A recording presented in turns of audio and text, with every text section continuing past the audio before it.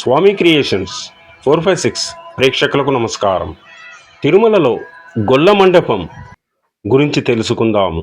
600 సంవత్సరాల నాటి క్రిందటి కథ. అయితే ఇక్కడ 1000 కాళ్ల మండపం నిర్మిస్తున్నారు.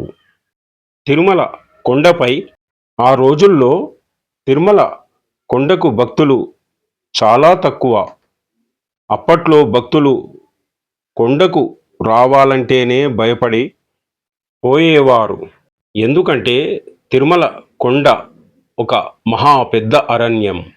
ఆ రోజుల్లో కొండ క్రింద చంద్రగిరి అనే ఒక మహా పట్టణము ఉండేది. కొండపై ఉన్నవారికి 1000 స్తంభాల మండపం కట్టే శిల్పులకు త్వరలో పార్ట్ 2